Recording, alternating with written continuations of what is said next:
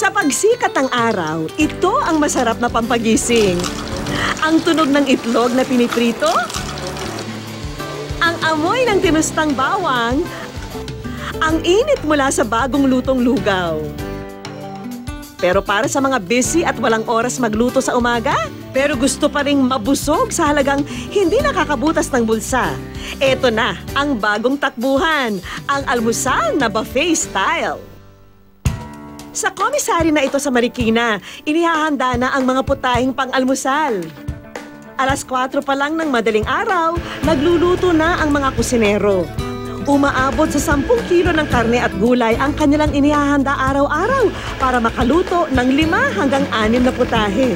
Almost lahat ng mga kailangan sa breakfast nandito na para continuous ang cooking. Pagkatapos na may isang oras sa pagluluto, pwede na natin itong isakay sa sasakyan at i-deliver sa kutsina. Ngayong handa ng almusal, umpisa na ang pag-iikot sa ilan sa mga breakfast buffet na may kanya-kanyang paandar. At ang sasama sa ating food trip, ang mga growing boys ng pinakabagong boy band ng GMA7, ang Top 1 Project o mas kilala bilang TOP. Matagal na pala, hindi nakita, binati ng ngiti, hinaplos ng iyong mga mata. Parang ginanang na isa'y malimutan ka, ngunit ginanang na isa'y makapiling ka. Di na maloko ang aking sarili, ito ang aking pag-amin.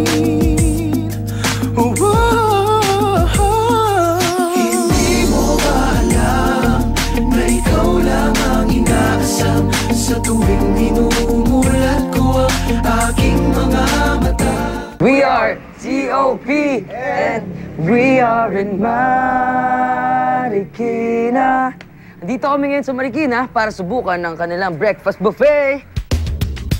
Sulit na sulit ang 150 pesos sa All Pinoy Breakfast Buffet ng kainang ito. May pritong isda, longganisa, tosino, embutido ng Marikina na kung tawagin ay everlasting, chicken pork adobo, ang wak na toy, o mechadong Pinoy na manamis-namis dahil sa sangkap nitong pickles.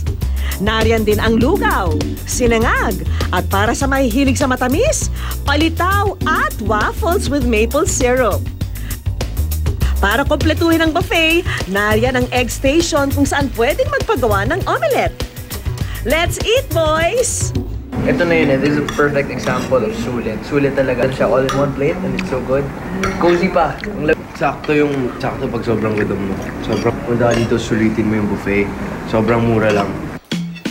Bukod sa masasarap na pagkain, ma-enjoy mo rin ang tahimik at Pinoy ambiance nito. Habang sarap na sarap ang TOP boy sa kanilang almusal, ang hindi nila alam, may taong susubok sa kanilang katakawan. Meron tayong eating challenge sa umagang ito. Ngayon, tawagin natin si Rix Francisco.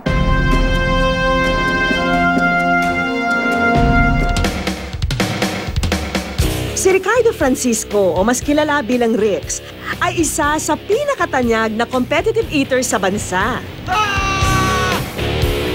Para sa mga competitive eater, hindi pwedeng papagal-pagal sa kainan dahil ang labanan, pabilisan. Nanalo na si Rick sa iba't ibang eating competition, pero noong 2015, nasungkit niya ang pinakamalaki niyang gantimpala, ang Guinness Book of World Records bilang fastest pizza eater. Naubos niya ang isang buong 12-inch pizza sa loob lang ng 23 seconds. Sagot tayo dito. Pasok na natin ang ating breakfast. Ang best friends na sina Louie at Miko C ang unang lalaban. Simula na yan! So, everybody ready?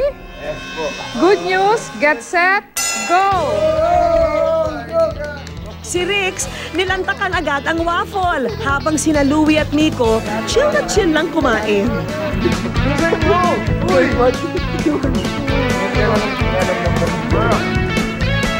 Kailangan yung tubig. namin yung strategy nila. Guys, double time! Guinness record holder ang kalaban nyo, ha?